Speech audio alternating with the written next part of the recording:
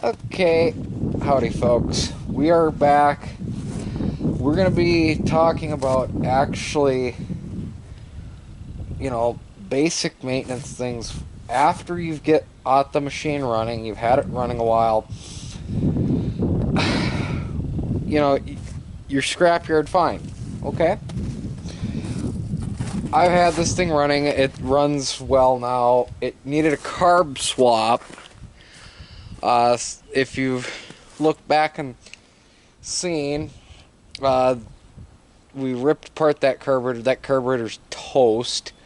I'm still probably gonna, if you folks put it out there, I'll probably still clean it up and put it back together. I've got it halfway put back together. That's another story. Back to this. This thing needs an oil change.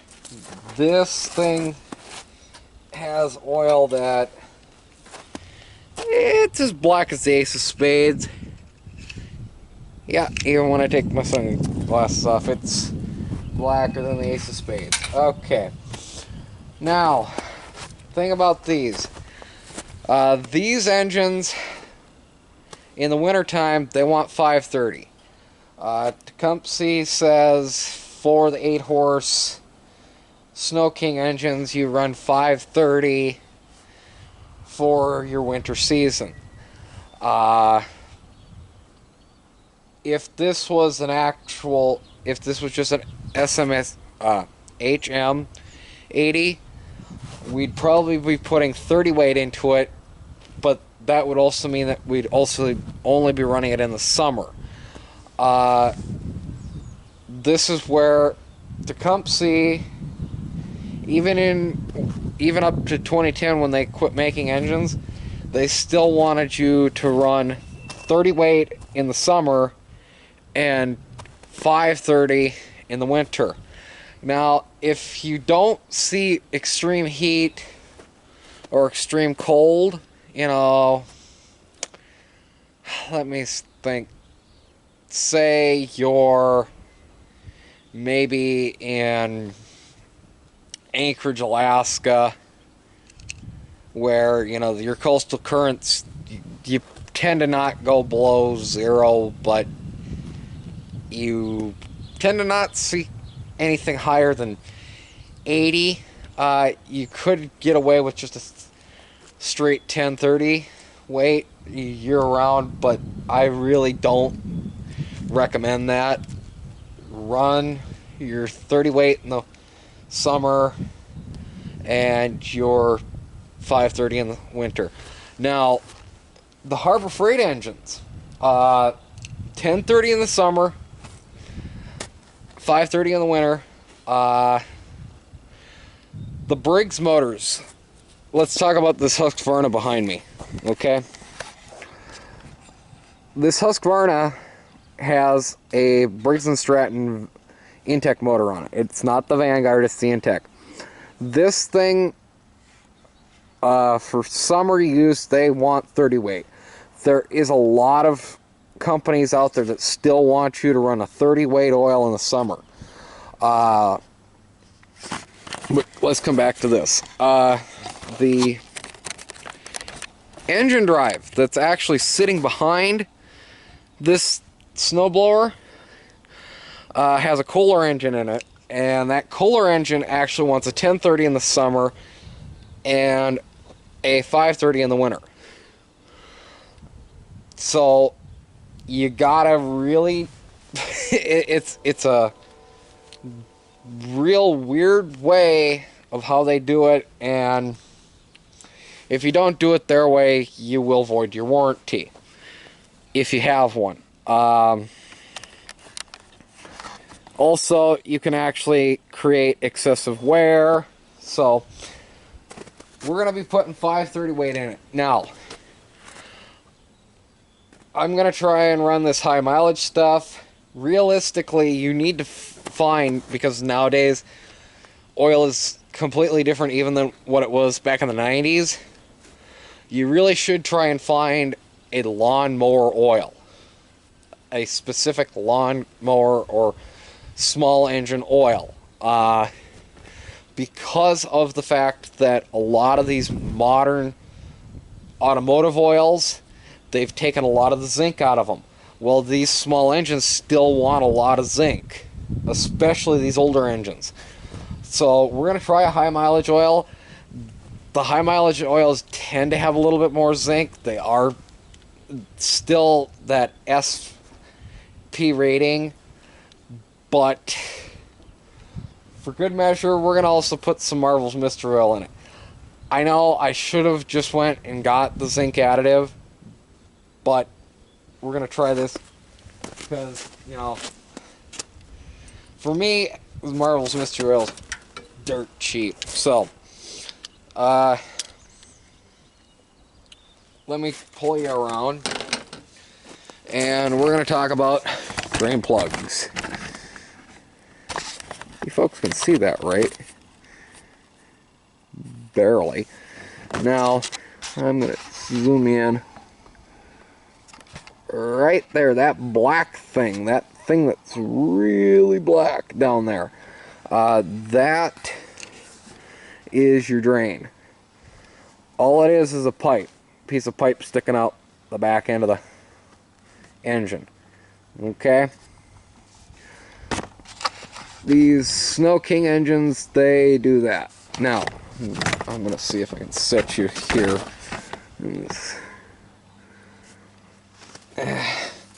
Technically, this should be SAE, but we're going to try some 17 mil.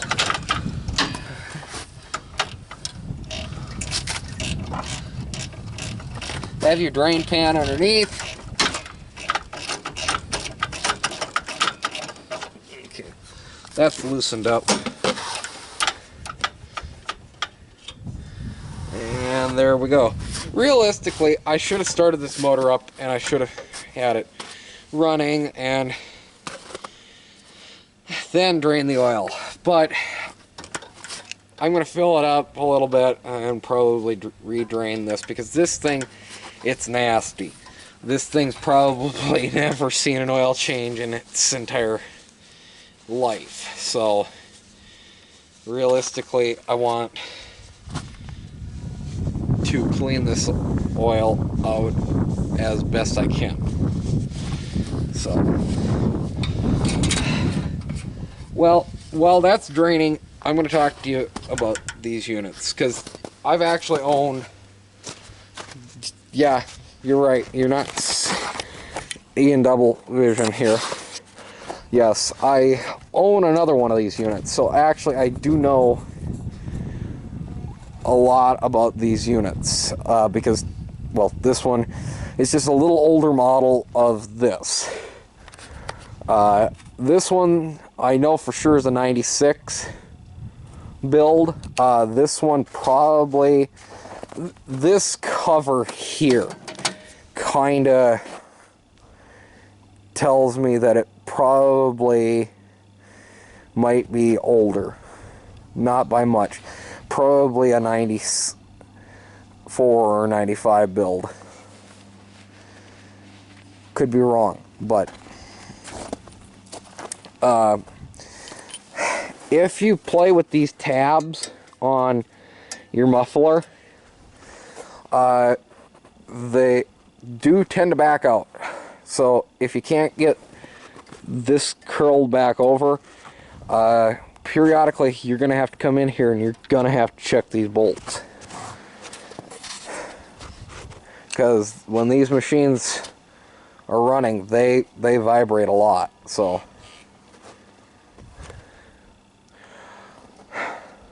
and you know, China still makes a lot of parts for these motors, just FYI. So now, why do I have two snow machines? Well, we're going to be doing some welding this summer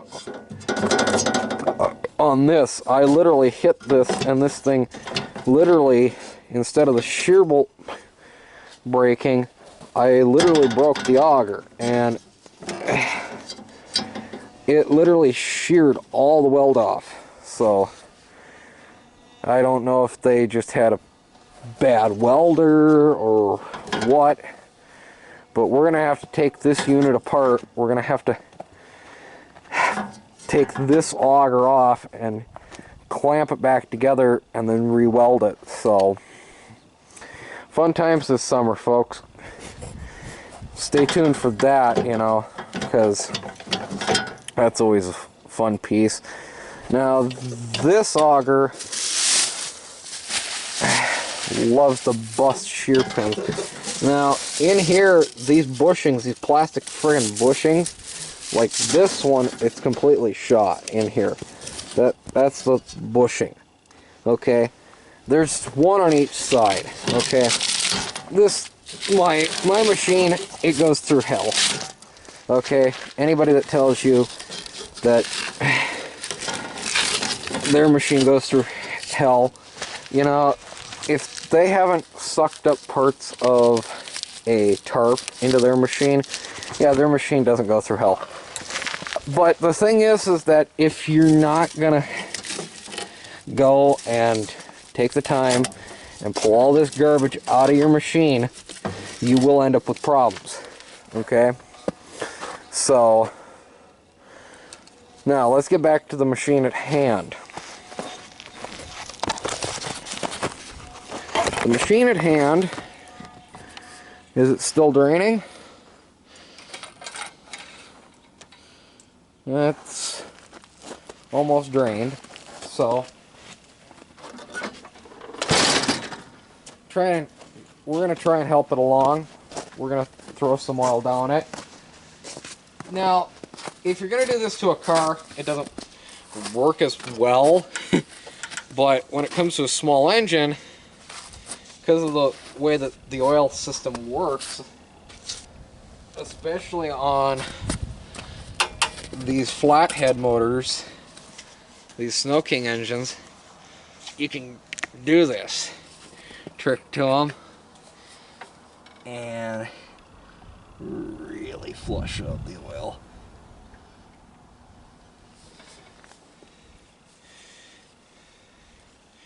Yeah. I don't know if you folks are actually seeing that, but I'll see if I can get you focused in here better, folks.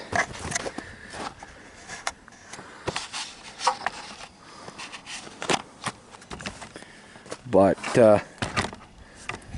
yep, right down there. Now, watch as I dump a little oil into it.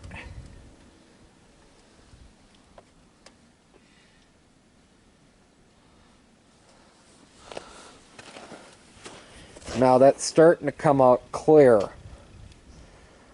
So, tells me that the bottom of the motor is actually starting to clean up.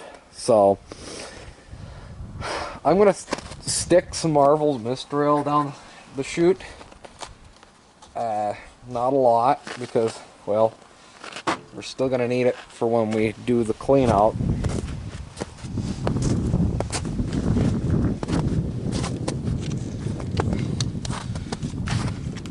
You know, and realistically, I'm just using Marvel's Mystery Oil because it works for some weird reason. But nobody can figure out why, so I guess it is a real mystery.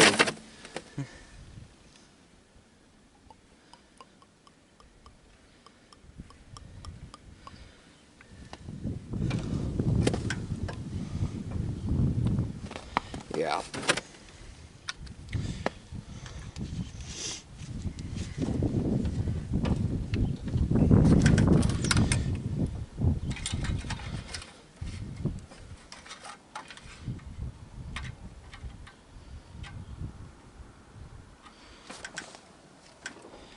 Okay, now let's clean off some of the tools. We're going to tip this machine back into the drain pan. Okay.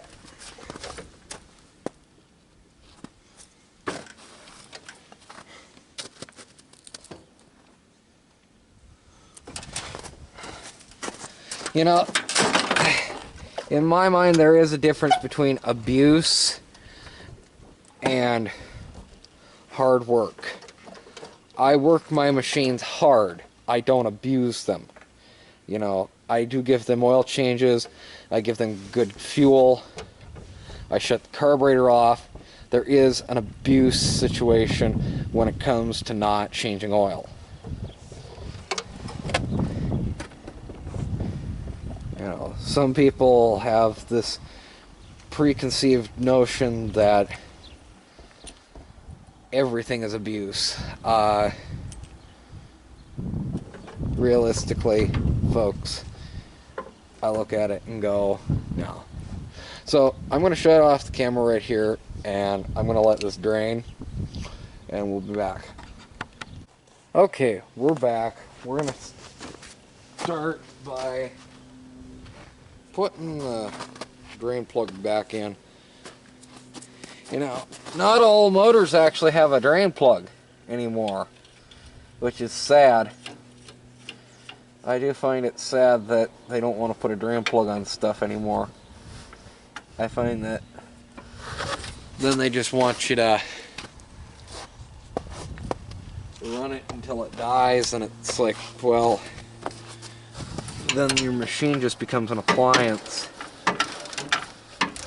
You know,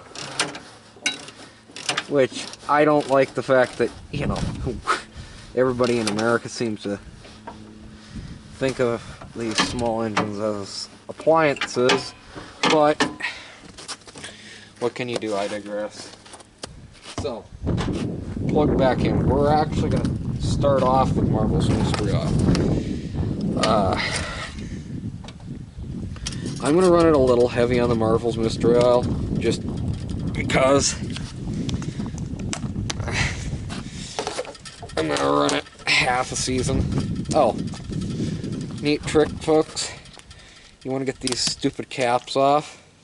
Take your knife, put it underneath here, and then just take and slice it off. And voila, you got yourself a cap that actually comes off.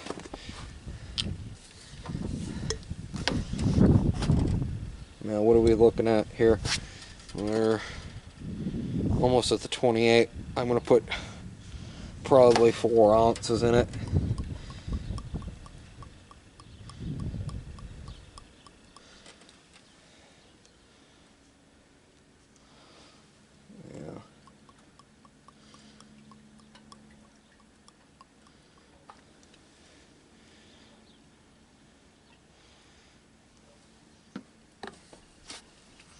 It's about 4 ounces. Now we're going to put the rest oil in it,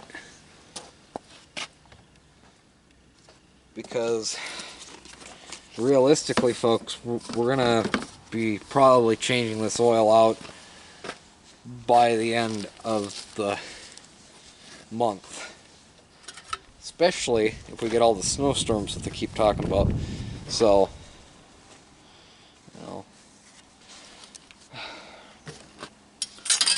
keep your dipstick and fill tube cover handy. We're going to start pouring in.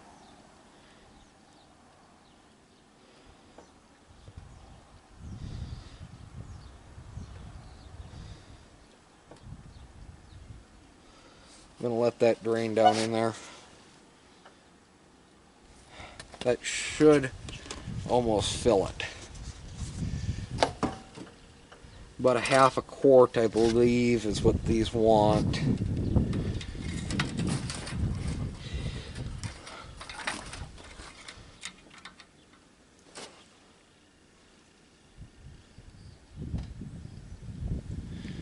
Yeah, it's still coming down the tube, so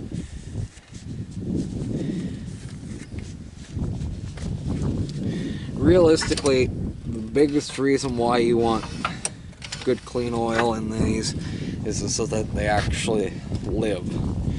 And they're easier to crank over in the winter, okay? unless you've got some magically heated shop that you can keep your equipment in, I envy you, but yeah,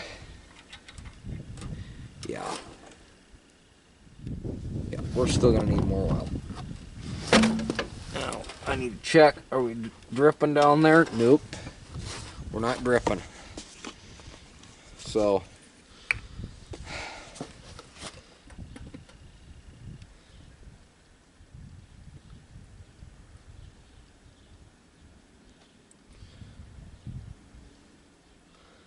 I think I threw about a half a quart out when I flushed it. So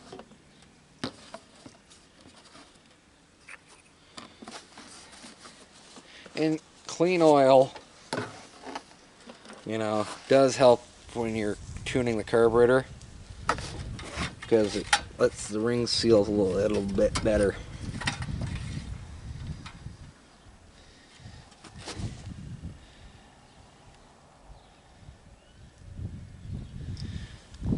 Well, as you can see, folks, we're starting to get into the full mark.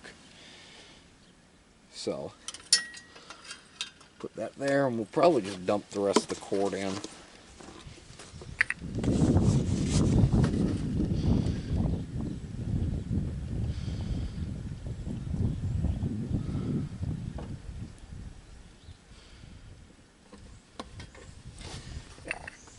Just dump the rest of the quart in.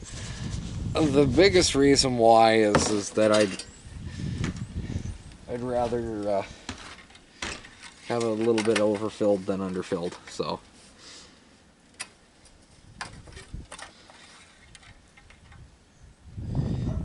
yeah, we're full. Now the part that I believe all of you folks are waiting for is me to actually start this thing.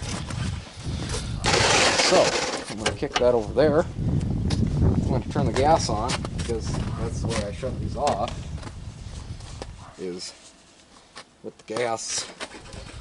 Alright.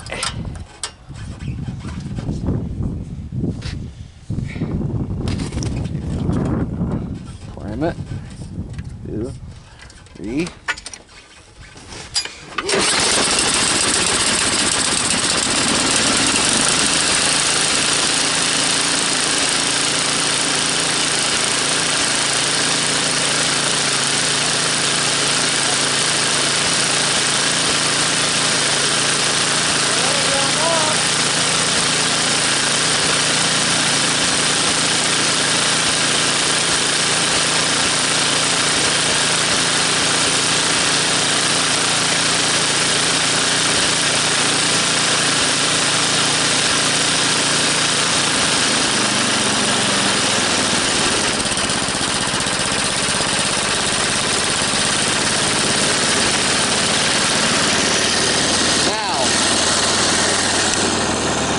Realistically, folks, what I've done essentially is taken an engine and machine out of the scrap heap, brought it back into working condition, and it's going to remain in this good condition as long as the spark plug is changed. It gets good fuel run through it. It gets the fuel shut off at the end of the day. And it's kept up on its oil change. So, I'm gonna rev it back up, let you listen to it, and then we're gonna close the video. So, subscribe. Thanks for watching. See you on the next one.